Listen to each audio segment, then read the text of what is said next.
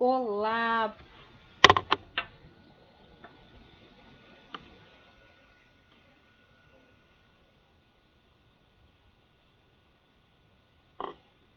Olá, boa tarde. Deixa eu ver se eu consigo acompanhar por aqui, porque esta tecnologia. Deixa eu ver se está tudo bem aqui. Olá, boa tarde. Acho que sim. Tudo bem com vocês? Deixa eu ver aqui, me achar. Eu sempre faço os vídeos pelo celular, mas resolvi fazer pelo notebook. Vamos ver o que é que vai dar aqui. Não sei nem se eu consigo ver os comentários. Então, se vocês tiverem... Ah, apareceu aqui. Bruno, boa tarde, tudo bem? Bruno, me ajuda. Me fala se tá tudo bem com áudio e vídeo.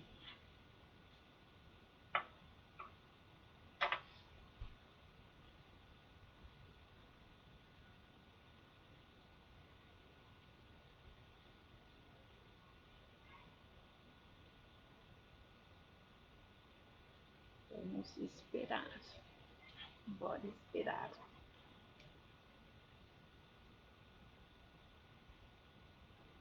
Boa tarde para quem está assistindo.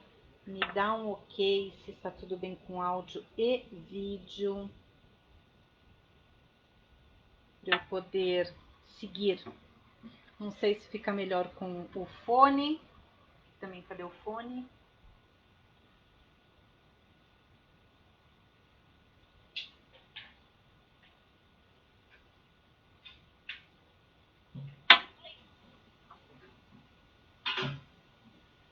Talvez. Ah, tá tudo bem?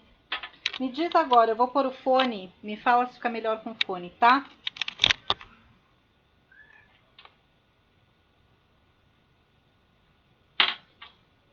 Me diz agora se com o fone fica melhor ou sem. Vamos testar. Eu tô fazendo pelo notebook porque eu acho que cai menos. As últimas vezes que eu fiz direto a live aqui, eu vi que caía e ficava muito ruim.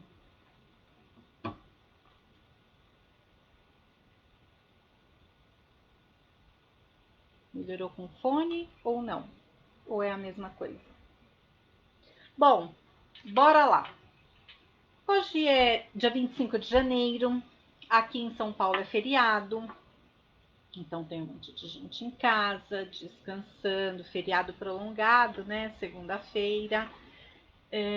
Mas nos outros lugares não é feriado. Então, eu resolvi vir aqui bater um papinho com vocês. Sempre que... Qual é o objetivo dos vídeos, né? Para quem me acompanha já, pelas redes sociais, pelo meu canal no YouTube, enfim, por aí, por muitos lugares aí conseguem me acompanhar, sabem que o meu objetivo fazendo os vídeos é ajudar as pessoas, né? Ajudar a refletir, dar uma pincelada, aquela informação que de repente a pessoa nunca pensou a respeito, nunca ouviu falar. Às vezes, sabe, às vezes uma palavra, uma frase, uma ideia, um conceito acaba ajudando a gente a tomar decisões. Aí se ele falou que estava ok, eu vou tirar isso daqui. Esse negócio de fone não é muito comigo, não. Então esse é o objetivo, né? Ajudar as pessoas, obviamente, na medida do possível. Claro que quando a gente fala de comportamento humano, de relações humanas, não existe, eu sempre falo que não existe certo e errado e também não existe receita, né? Não é uma receita de bolo. Faça isso que o seu relacionamento vai melhorar, vai dar certo, vai ficar melhor, ou enfim. Porque cada pessoa é de um jeito. Então, são ideias mesmo, são reflexões, mas como eu disse, não serve de receita de bolo, de vou aplicar exatamente o que ela disse e eu vou resolver a minha situação. Por que não, né? Porque o ser humano, cada um é um. Imagina quando juntam dois, né? Eu sou especialista em relacionamento extrapar, quem me acompanha sabe. Imagina quando junta três, os triângulos amorosos, ou, como a gente tem bastante hoje, os quadrados amorosos, que é bastante comum. Então, quando junta uma pessoa já é complicado, duas já complica, três já virou do avesso, quatro, você fala, ai, ai, ai, ai, ai, eu não sei o que eu faço mais. Então, é muita gente para tomar uma única decisão, né? Então, não serve de receita, ok? Por isso que não leve então a risca, porque um detalhe faz toda a diferença. Mas eu sei que tem muita gente que tem muitas dificuldades, muitos desconfortos, muitas complicações na vida, nos relacionamentos. Também não podem, buscam ajuda, claro, a gente sempre busca ajuda para melhorar, buscamos as melhorias, mas nem sempre as pessoas têm exatamente o recurso que precisa, principalmente, não exatamente principalmente, mas um dos fatores bastante complicados é a questão financeira. Então, muita gente não tem recurso financeiro para buscar a ajuda de um profissional na minha área, por exemplo. Então, nesse objetivo eu também ajudo, né? Neste momento da pandemia, eu tenho basicamente quase que desde o começo da pandemia, eu tenho feito alguns atendimentos eu aderi ao valor social, né? Ao preço social, não o valor, o preço social, porque muita gente realmente aumentou muito a necessidade de olhar, né, cuidar e resolver mesmo questões dos relacionamentos e juntou tudo, né? Com a pandemia, com a crise, com o isolamento, com o confinamento, com tudo isso, aumentaram-se as crises, as complicações, todos os complicadores das relações, aumentou. Eu vi uma pesquisa que falava que aumentou 50% das violências, todas, né? O conjunto todo, violências física, moral, patrimonial, sexual, o conjunto das violências aumentou em aproximadamente 50%, sendo que esse número ele é baseado nas violências que foram notificadas. As não notificadas, a gente sabe que esse número é absurdamente maior, né? Não só nesse período, mas em toda a história. Então, juntando-se a isso, né, somando-se a isso, aumentou também as crises, o comprometimento financeiro, as pessoas perderam totalmente ou diminuiu muito a questão da receita, dos recursos financeiros, e, e aí, assim, é uma somatória de muitos complicadores. E aí eu acabei aderindo, muita gente pedindo socorro, pedindo ajuda, eu acabei aderindo ao preço social. Mas, mesmo assim, muita gente ainda não consegue, mesmo com o preço social. Então, os vídeos acabam, eu recebo muito feedback de que os vídeos acabam ajudando as pessoas a refletirem, sentar e falar, peraí, deixa eu me centrar aqui, né? Ou deixa eu focar em mim e a coisa dá uma pontinha de ajuda. Então, os vídeos são nessas questões. E sempre não, mas muitas vezes eu acabo o atendimento e eu falo, nossa, isso daqui eu acho que dá para ampliar ou falar um pouco e pode servir para mais pessoas. E foi exatamente o que aconteceu agora. Por isso que eu comecei falando que hoje é feriado aqui em São Paulo. É feriado, mas eu estou trabalhando. E eu acabei de atender uma cliente, e porque o horário da cliente é aquele, né? Toda segunda-feira, tal hora. Independente de ser feriado ou não, é aquele único dia que ela tem na semana para ser atendida. Então, não importa se é feriado ou não, terça, quarta, quinta e sexta, a rotina dela, né? A agenda dela não cabe ajustes para fazer a sessão. Então, feriado ou não, cá estamos trabalhando. E aí, eu levantei algumas questões nesse atendimento que eu estava fazendo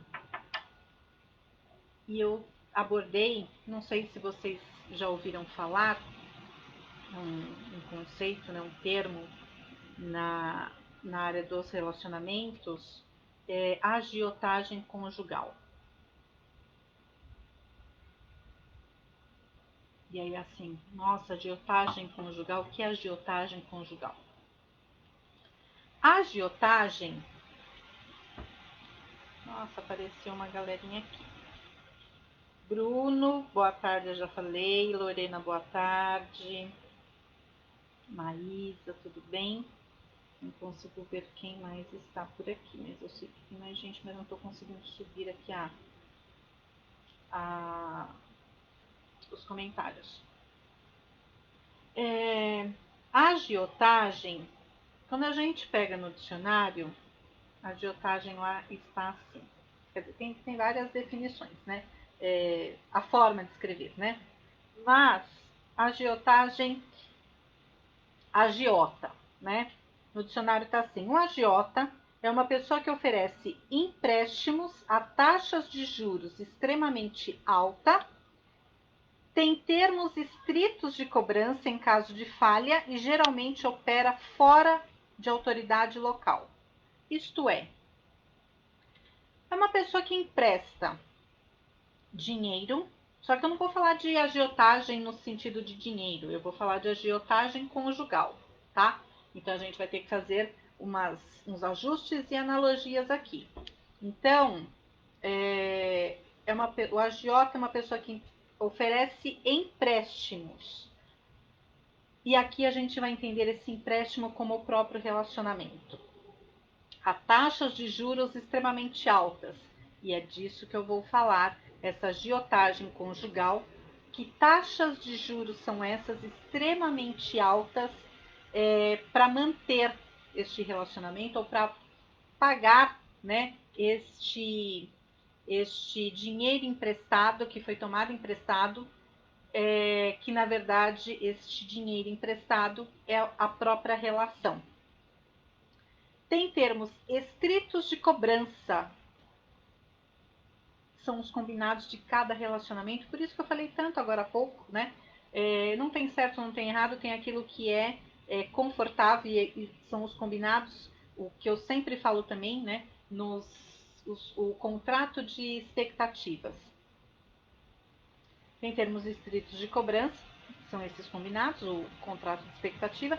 E em caso de falhas são todos os ruídos da comunicação, de comunicação na conjugalidade, e geralmente opera fora da autoridade local. Fora da autoridade local, a gente vai entender aqui como a gente vai entender, não, fazer uma analogia aqui, como os próprios conflitos, né? Os próprios problemas que surgem. Então, a gente. Bora lá. Então, partindo daí, tá? A ideia. Então, a agiotagem conjugal. A gente vai falar pinceladas, tá? A agiotagem conjugal, ela acontece quando o combinado não está sendo cumprido. Quando você pegou um X de empréstimo e você pega, por exemplo, R$ 1.000 emprestado e você vai ter que pagar 5. Se atrasar, esses 5 vira 10. E ainda tem um prazo combinado ali, estipulado para você pagar esses 10, você pegou 1.000. E se você não conseguir cumprir, esses 10 mil, que rapidamente foi um salto do 1 para os 10, né? Você vai sofrer sanções locais ilícitas. Ilícitas no sentido de vai dar ruim e eu não quero saber qual é a regra e qual é a lei. E como fica isso na agiotagem conjugal? É o egoísmo comportamental, não foi isso que foi combinado. Porque quando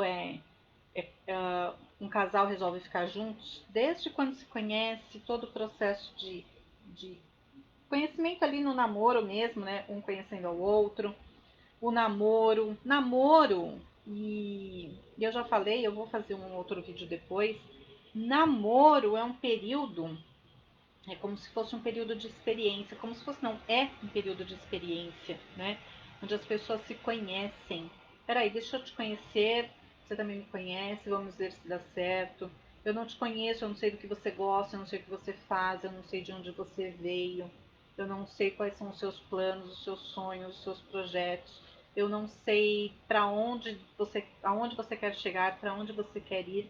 E eu preciso saber para saber se eu tenho espaço nesse seu futuro, né? Não só se eu tenho espaço, como também se me interessa embarcar nessa canoa sem que eu tenha surpresas lá na frente de que eu embarquei numa canoa furada. Este é o principal objetivo do namoro. Mas, é, principalmente os jovens hoje, estão pulando o período de experiência, o período do namoro. O namoro hoje, o que eu tenho visto e atendido, namoro não existe mais.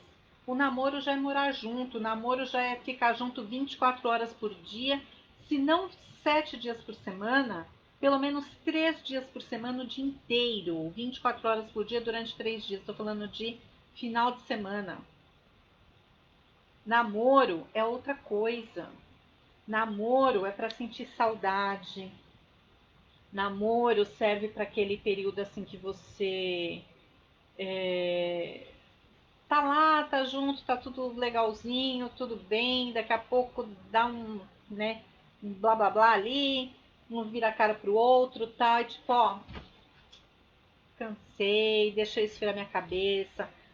Se eu continuar aqui com você agora, eu vou acabar, né, perdendo a estribeira, eu vou acabar me estressando, ficando nervosa, eu vou passar do limite, eu vou te falar coisas que eu não gostaria, pela própria situação, o calor da emoção ali, do momento. Então faz assim, deixa eu me acalmar, colocar as ideias no lugar e depois a gente conversa, mas tá tudo bem, tá? Eu vou embora, eu vou pra minha casa, você fica na sua, mas tá tudo bem, a gente só coloca as ideias nos lugares e depois a gente conversa, tá tudo bem, tá tudo em ordem, tá? E ok, você vai pra sua casa, você, sabe, faz as suas coisas, vai espairecer, vai tomar um banho, vai assistir sua série lá no Netflix, nas suas plataformas, vai jogar bola, vai dormir, vai conversar com amigos, vai beber, vai ler, vai fazer o que você tiver que fazer. E você desfocou do problema, você saiu do não só da companhia da pessoa ali, para você não perder a estribeira, como também o próprio espaço geográfico. E aí você tira o foco. Ontem eu escrevi sobre foco. Você, muitas vezes, para a gente ajustar as lentes e colocar foco, a gente precisa primeiro desfocar, né? Meu pai diz uma coisa muito interessante. Eu, como adolescente, né? Eu nunca fui de aceitar as coisas que eu não concordo. Tipo, ok, amém, amém. Vaquinha de presépio nunca foi minha companhia ideal. Então, não necessariamente brigar, mas eu sempre é uma necessidade minha, sempre foi assim. Eu tinha que entender por quê. Não vai. Então, por exemplo, minha mãe falava assim: meu pai era um santo. Nossa senhora, meu pai deve estar no céu. É, minha mãe falava assim, eu falava, eu vou, sei lá, tomar sorvete. Minha mãe falava, não vai. Hoje a coisa já é normal, né? Meio que, como assim não vou, né? Naquela época, eu vou fazer 52 anos, então eu tô falando de lá de trás, que era outra geração, era tudo outro. Era aquela geração que os pais não falavam nada, né? Só dava aquela olhada assim, né? Fechava o olhinho assim, você falava, nossa, deixa eu ficar quieto que caiu a casa aqui pro meu lado, né? Caiu na minha cabeça aqui. Mas mesmo assim, mesmo com medo, com restrição, era a época da autoridade extremada mesmo. A gente não respeitava pelo respeito apenas. Eu estou falando de tudo, né? De professor, de toda a sociedade, de tudo, tudo, tudo. Era por medo também. Era o respeito imposto mesmo, né? E eu falo que hoje isso não tem mais, isso não é mais assim. Respeito obrigado não é assim, né? Então, por exemplo, eu tinha um tio que na minha casa não era assim, mas na casa desse tio era. E eu ficava meio assim, eu falava, eu não gosto disso, mas né. Até porque não era um costume da minha casa, dentro da minha casa, né? Mas de alguns familiares. E eu tinha um tio que eu gostava muito dele. Ele era militar, extremamente rígido, extremamente tudo, tudo, tudo muito extremado.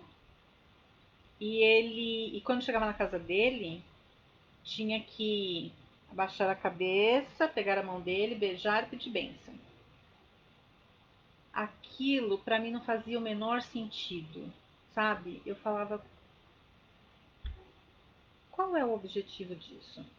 Eu não estou questionando a religião de ninguém, eu não estou questionando nada. Para mim, eu era criança. Eu falava, por que, que eu tenho que beijar a mão deste tio? O que faz ele ser diferente? Sabe, eu não beijava a mão da minha mãe, eu não beijava a mão do meu pai. Por que que quando eu chegava na casa daquele tio e a minha mãe e meu pai, principalmente meu pai, já ia, porque ele era cunhado do meu pai, casado com a irmã do meu pai já ia buzinando no meu ouvido ali, na minha orelha, o caminho inteirinho. Quando chegar na casa, você vai lá, você cumprimenta, você abaixa a cabeça, pega a mão do tio, beija, pede bênção, tá. E aí, claro que eu fazia, né? E o tio dizia, Deus te abençoe, minha filha.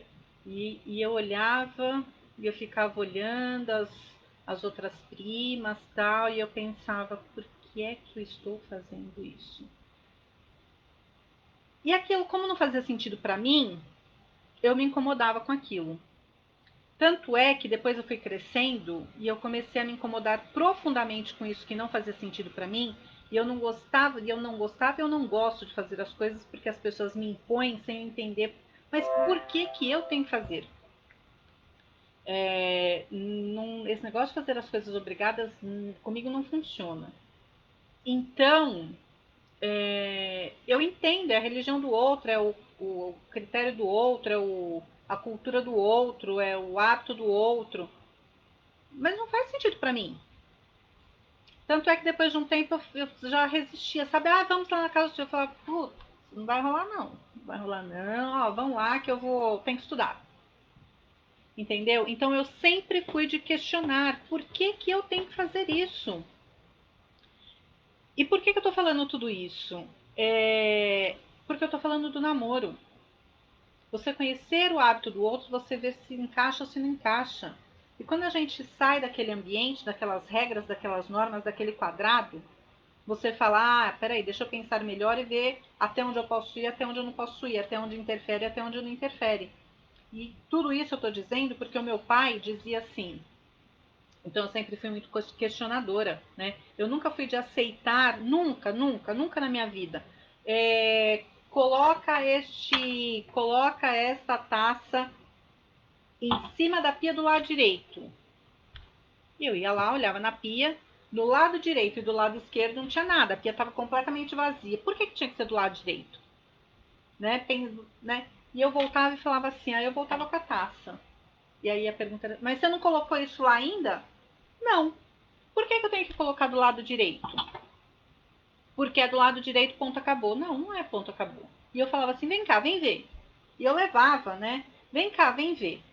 Que diferença faz eu colocar desse lado ou desse? Não faz diferença nenhuma, mas eu quero que coloque do lado direito. Não, mas, né? E então eu batia muita boca. E aí o meu pai falava assim, claro que a autoridade era da minha mãe, é óbvio, né? Não precisa nem. E meu pai falava assim, e eu ficava doida. E a minha mãe ficava mais doida ainda comigo, né? E claro que ela era mãe, ela tinha autoridade, ela surtava 10 vezes mais comigo. E aí, o meu pai falava assim pra mim, meu pai só olhava quando tava, né? Fazia um sinal tipo, cala a boca, né? Ele só fazia assim de longe, né? Fazia assim com o olhinho, fazia assim. E eu falava, e eu olhava e eu fazia assim pra ele. E aí meu pai depois me chamava de canto e falava assim, não adianta você discutir com a sua mãe. Primeiro que você não tem que discutir com a sua mãe, ela sempre vai ter razão, ela é sua mãe, você não tem que falar nada. E ele falava assim, e eu falava assim muitas vezes, dependendo da situação, eu falava assim, mas eu estou certa. Isso não é assim, eu estou certa. Isso quando eu já era, né, adolescente, lá 15, 16, 17, 18 anos, eu falava assim, mas eu estou certa. Eu casei com 19 anos e quando eu casei, aí a coisa, né, eu falava assim, eu não moro mais com ela e porque mesmo assim ainda tenho que, né, continuar colocando a taça do lado direito, porque depois ela queria que fizesse as mesmas coisas a vida inteira. E o meu pai falava, eu falava, mas eu tô certa, é outro jeito, assim é melhor desse jeito, daquele, bababá, bababá, bababá. E meu pai falava assim pra mim, não interessa se você está certa. Eu não concordo com isso até hoje. Não interessa se você está certa. O que interessa é que ela é sua mãe, etc, etc. E se mesmo assim você não entender e você não concordar, faz o seguinte, amanhã, fica quieta hoje. Amanhã você volta, chama sua mãe para conversar, e aí vocês, né, vai ter passado. Parece até que meu pai tinha feito mediação de conflitos, tadinho.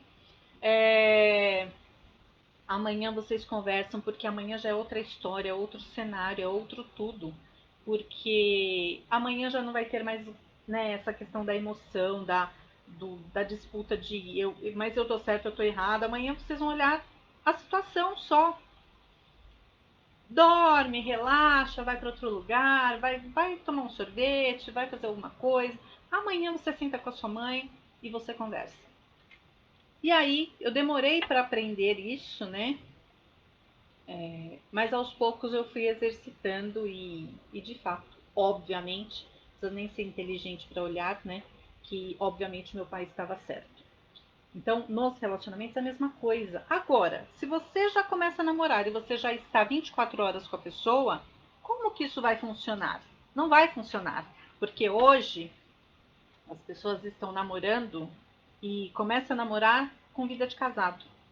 Não tem esse pré-preparo, não tem esse, como é que chama? Este período de estágio, de experiência, de teste. Já tá ali, sabe? Já é vida de casado. Na primeira semana já virou vida de casado. Namora um mês, já eu te amo. Como assim eu te amo? Você nem conhece a pessoa. Você nem conhece a pessoa, ainda tá naquela fase, né, que em outras estruturas aí do relacionamento a gente chama de fase de lua de mel, principalmente quando a gente fala das fases das violências, a fase da lua de mel, que tudo é lindo, maravilhoso. Não é, só que a pessoa está fazendo o que é. Quando a gente conhece uma pessoa e começa a namorar, nos relacionarmos, e cada uma das fases é assim, a gente mostra o nosso melhor. Claro que a gente deve mostrar o nosso melhor em todos os momentos da vida, porque nós merecemos e quase que uma obrigação mesmo, nossa, com a gente mesmo, né? Sermos melhores. Ser melhor do que a gente foi ontem, ser melhor do que. E amanhã ser melhor que hoje. Mas nem sempre é assim, a gente sabe disso e a gente tem aqueles defeitos que só a gente sabe e que a gente tem até que quase que vergonha de expor para o outro, né? De mostrar de verdade quem nós somos, os nossos. Todo mundo tem aquele pedacinho da história da vida que você fala assim, nossa, não, não, né? E desde coisas simples, coisas básicas do dia a dia, coisas da casa, da arrumação, da história da família, tudo, hábitos comuns outro dia eu estava falando, a pessoa falou assim, minha mãe colocava papel de presente embaixo do colchão, porque, né, quase que uma simpatia, para chamar mais presente. Só que a outra pessoa, de repente, olha e fala assim, mas que monte de papel é esse embaixo do colchão? Mas que loucura é essa? Né? O colchão não vai ventilar, porque, enfim, né? Então a gente nem conhece a pessoa, nem conhece nada. E começou a namorar já, eu te amo. Como assim? Né? Lógico que você não ama nada. Então são as fantasias que as pessoas criam logo que começam as relações. Roseli, boa tarde. Aos poucos aparece e some, né? Os comentários aqui. Então tem essa questão toda. Então tem essa questão que a gente precisa ir conhecendo as pessoas. Só que nem sempre a gente mostra. E mesmo assim a gente vai entendendo os combinados. E mesmo que eles não sejam explícitos, a gente vai criando códigos de comportamento, de conduta, de ética